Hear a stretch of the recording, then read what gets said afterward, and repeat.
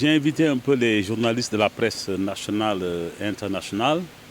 donc pour les remercier de tous les efforts qu'ils ont déployés depuis 2015 pour accompagner les efforts du Fonds des Nations Unies pour la population, surtout en ce qui concerne notre agenda, un peu l'agenda qui porte un peu sur la capture du bilan démographique. Donc j'ai tenu à remercier toute la presse, tous les acteurs de la presse, individuellement et collectivement,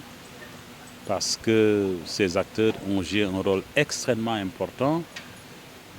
dans l'avènement des changements auxquels nous assistons aujourd'hui dans la région, et changements d'ailleurs qui sont en train d'influencer les autres régions dans le continent et en dehors du continent. Je crois que rien n'aurait été possible sans votre accompagnement, votre soutien, votre contribution, votre action. Donc je tenais à vous remercier tous et remercier ceux qui ne sont pas là et rappeler que lorsque je suis arrivé à Dakar en 2015, la première réunion que j'ai tenue, c'était un déjeuner avec la presse pour prendre le pouls. Il était tout à fait normal qu'au mois de mon départ, que je puisse vous retrouver et célébrer ensemble tous les progrès que nous avons accomplis ensemble, mais également vous demander d'apporter le même soutien et peut-être même un soutien beaucoup plus fort à ma collègue qui va prendre en charge le bureau régional de l'Afrique de l'Ouest et du Centre dans quelques jours pour rendre irréversibles les changements que nous avons commencés et faire en sorte que l'Afrique, surtout la jeunesse africaine, puisse en tout cas tirer pleinement profit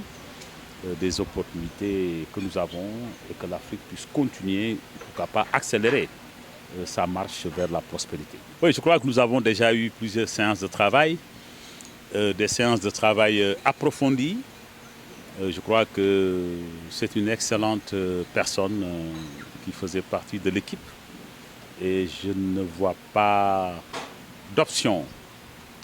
ou de perspective en tout cas que des résultats encore beaucoup plus solides. Je pense que lorsqu'elle va arriver dans quelques jours, je pense qu'elle prendra connaissance un peu de ce qui se passe et je suis sûr qu'elle ira renforcer un peu l'excellent travail que l'équipe du Fonds des Nations Unies est en train de faire ici dans la région. Ce que je peux dire, c'est que nous avons déjà réussi des fondamentaux. Nous avons créé un déclic. Nous avons jeté les bases d'une véritable transformation en profondeur au niveau des acteurs les plus significatifs. Et je suis confiant qu'avec les leaders politiques, les leaders religieux, les parlementaires, les organisations de jeunes, les organisations de femmes, les réseaux des communicants que nous avons mis sur pied, je pense qu'il y a un potentiel qui est là et je pense que rien ne sera plus comme avant. Je pense que le train est parti et je vois des perspectives brillantes donc pour toute l'Afrique. Mais je pense qu'en Afrique de l'Ouest et du Centre, j'ai bon espoir que nos actions vont porter et que la prospérité pour tous n'est plus loin en tout cas de nous. Donc je voudrais encore une fois vous remercier